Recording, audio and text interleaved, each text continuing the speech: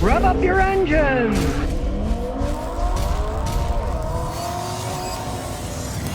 Well, it's not as if Tesla didn't have problems. Now they got Chinese problems. The big competitor, BYD, that makes all the electric cars in China, just had their profit doubling over the first quarter of 2024. Well, Elon's company's going down, Tesla, and the Chinese are going up. Now, this was a trend that was probably going anyways, but Elon blabbering away with his political views and seeing that a lot of his clientele are left-wingers and he's a right-winger, that isn't working out all that well. All the California boys, they don't want to be affiliated with them anymore. And the Chinese now, hey, their electric car company's going gangbusters. The first quarter profit of BYD was up 100.4%, more than double. Of course, the only problem is we don't really know what's going on in China. Can make up a lot of stuff there. There's no fact checking going on, a bunch of stuff.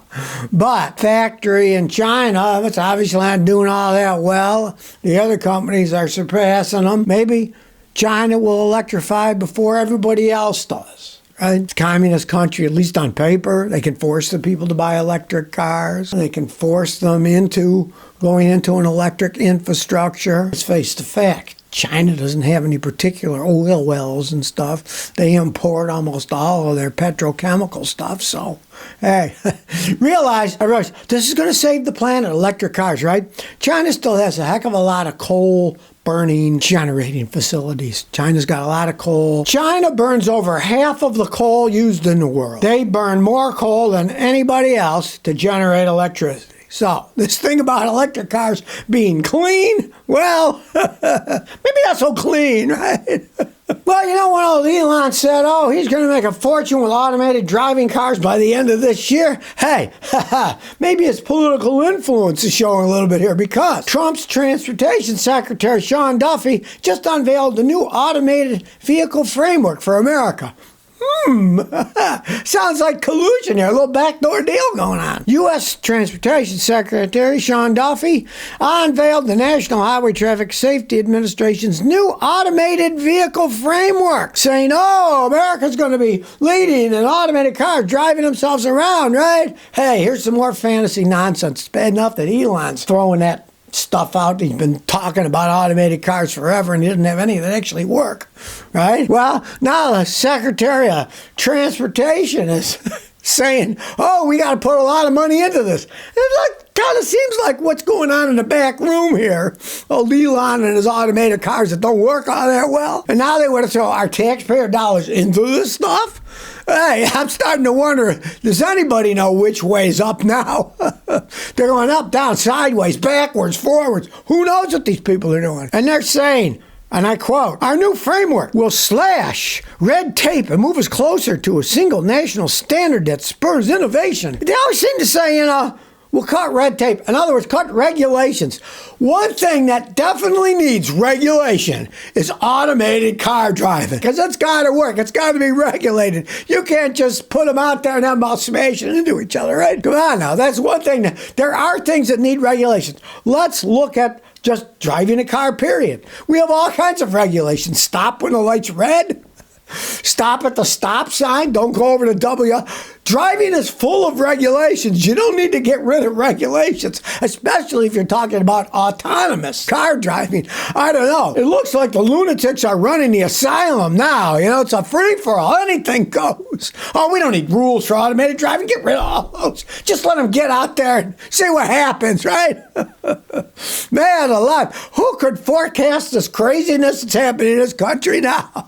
Especially on the road. Look, we need rules on the road. If you're the Secretary of Transportation, you should know a little bit about rules and driving and transportation. Otherwise, everybody will be running into each other. Oh, I don't have to go by those rules. I'll just drive all over the place. Whatever speed, whatever I want. Push a button, let it drive itself. If it hits somebody, oh, well, that's the way it goes.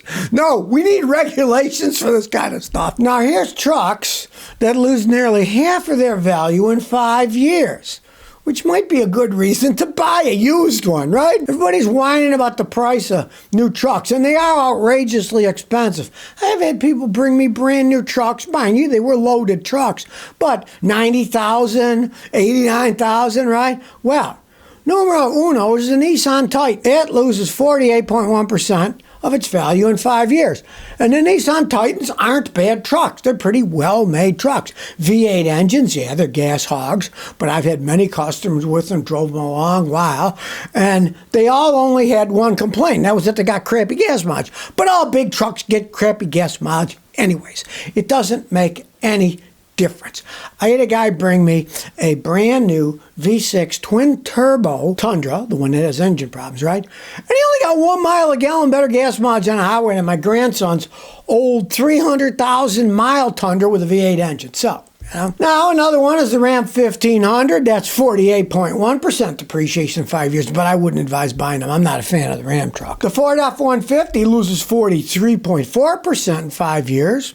Hey, why not buy one of those that's 5 years old? Save some money. The Honda Ridgeline loses 42.4% depreciation, and those are well made. They're in their own league, right? They got a small bed.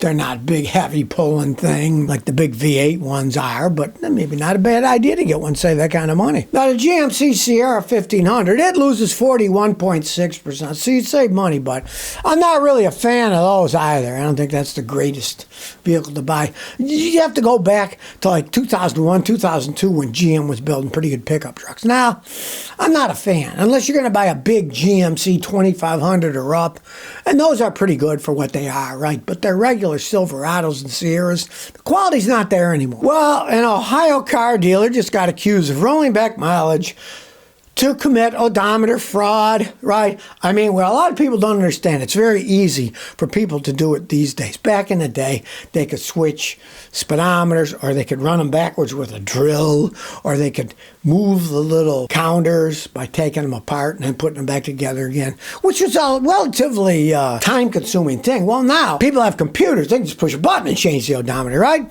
Well, the funniest thing about this is it happened in Columbus, Ohio, right? And the guy who was accused is a 38-year-old Simon Nawaru, right? So I thought, okay, is this the classic example of a Nigerian schemer? Well, it seems to, because the name Nawaru is a Nigerian name.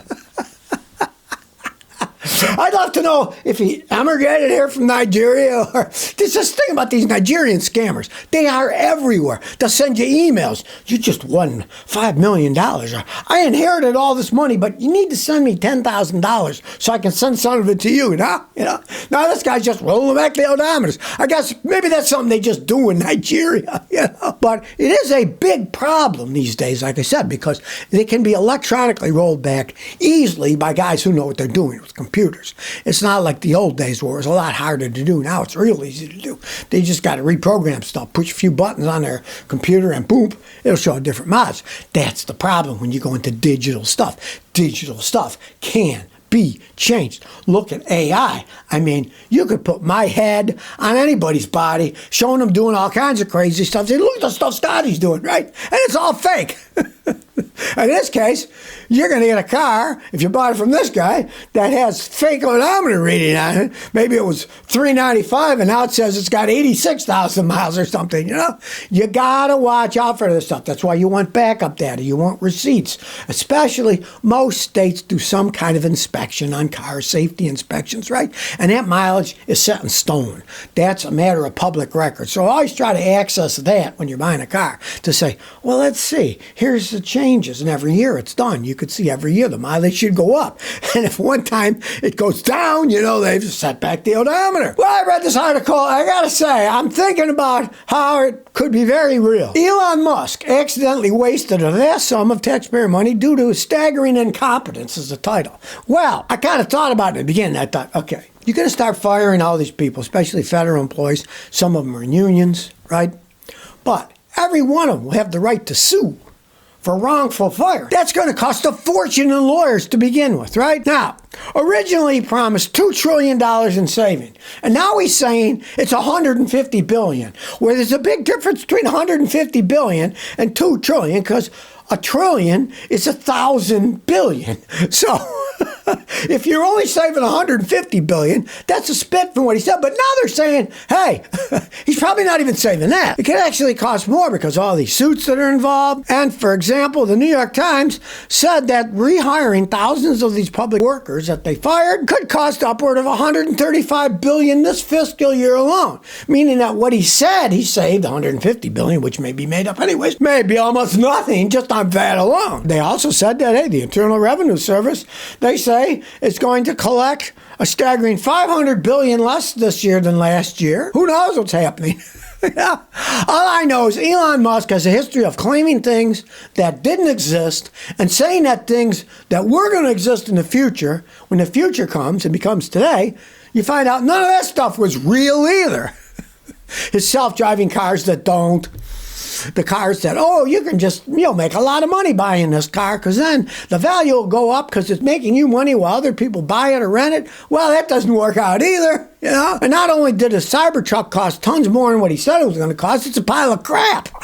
Hey, he's a software dude, right? He didn't know anything about cars. He didn't invent Tesla. He just bought the company from a guy who was making a bunch of rich men's sports cars electrified. They were Lotus sports cars that they turned into electric cars, like his personal one that he shot into outer space. Now, there's a crazy thing for you, right? But that wasn't the modern Tesla. That was the early one that were based on the Lotuses, the little lightweight cars. And they were actually kind of cool. There's one in a museum here in Portsmouth, and it is a really cool looking car, right? Not unlike the ugly piles of crap that he puts out today. The guy doesn't even understand the business himself. And to understand how to run the American economy, that's about as far as anybody should have ever gone. They should have stopped in the track and said, whoa, let's look at this guy's track record. Hey, he's promised all this stuff that never came to fruition. So why is he doing this? Why is he being allowed to do this? And we all know they say they're saving money. That's a bunch of nonsense, right? You can't dismantle bureaucracy that way. They're going to fight back. They know the rules, and they'll play by the rules. They'll start suing people, forced to get their jobs, get their back pay, and then they'll get back pay for when they weren't even working.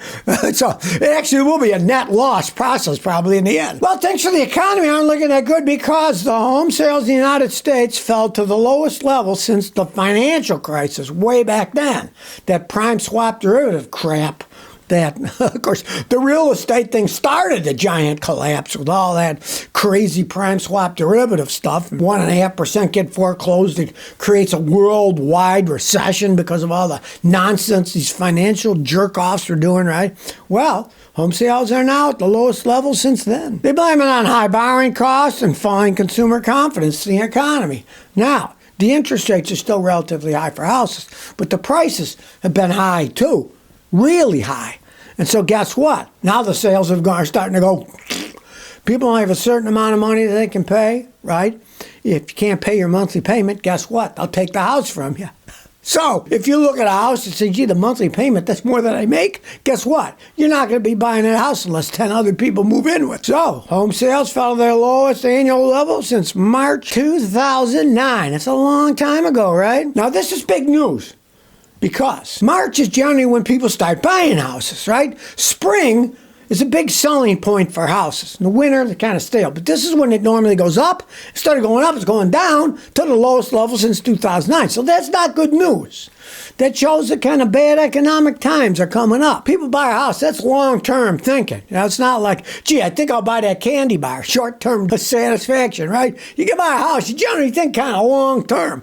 And long-termers aren't buying right now. So even everywhere I have, East Coast, Tennessee, I notice houses are for sale for a long time. A lot of them aren't selling. Hey, they've been overpriced anyways. That's kind of obvious. You get this bloated thing. It's just kind of insanity. And it goes in cycles. When I was in Houston, my next door neighbor bought a house for $450. It sold at auction for $68. 2 years later, then gradually over the next 20 years, the price creeped up. I mean, now the thing's over $1 million. So generally they go up, they go down, they go sideways, right? But they're almost all inflated so high now that, hey, people are finally stopping. I can't afford it.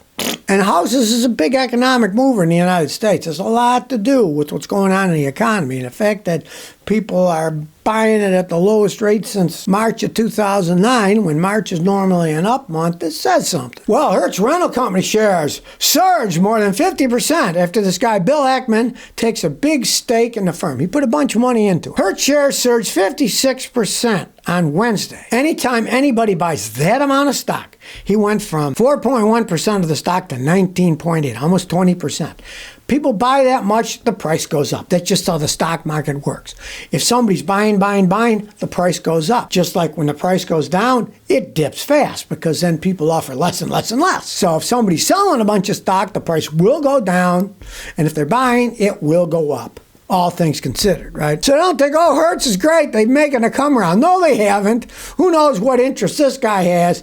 And it is still like crappy stock at $7 a share. You know, I mean, if you're one of these day traders that plays that game, yeah, that's slippery slope to go on in terms of the actual worth of that company. It isn't all that much. They're a screwed up company. They cut at the wrong places. When I was at the Albuquerque airport, they only had one person working there, lines of people waiting to get cars. So guess what? Next time people are going to say, I'm not going to rent from Hertz. That line was, the other people didn't have a line. I'll rent from them instead. And their cost saving, bite them in the butt, and people won't rent cars from them. Just like they didn't rent the stupid Teslas that they bought, and they lost hundreds of millions on that deal.